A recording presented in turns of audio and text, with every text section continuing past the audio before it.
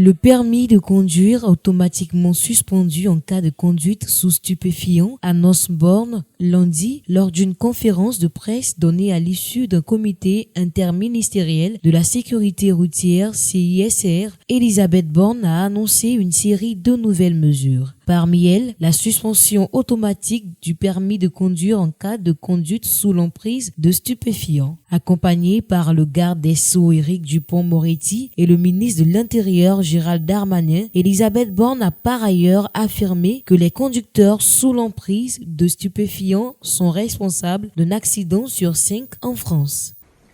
Ensuite, et c'est la quatrième orientation de ce comité interministériel, nous voulons mieux détecter, évaluer et suivre les inaptitudes à la conduite.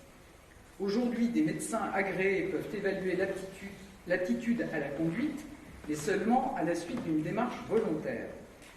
Nous allons donc permettre la suspension du permis le temps d'une vérification médicale d'aptitude à la conduite, dès lors qu'une infraction aura un problème médical pour origine présumée. De plus, et c'était au cœur de notre réunion de cet après-midi, nous souhaitons prendre des mesures plus fermes encore contre les comportements les plus dangereux. Ce comité interministériel est celui de la mobilisation contre les drogues.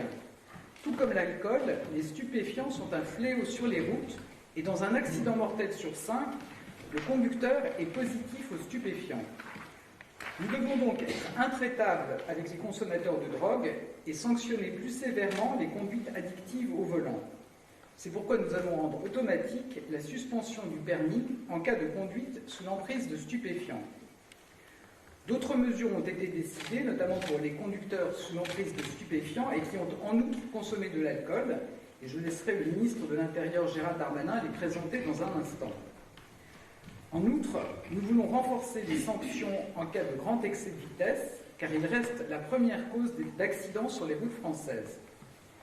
J'ajoute que le garde des Sceaux, Éric Dupond-Moretti, adressera une circulaire dans les jours qui viennent pour rappeler aux procureurs la nécessité d'une réponse pénale forte en matière de sécurité routière.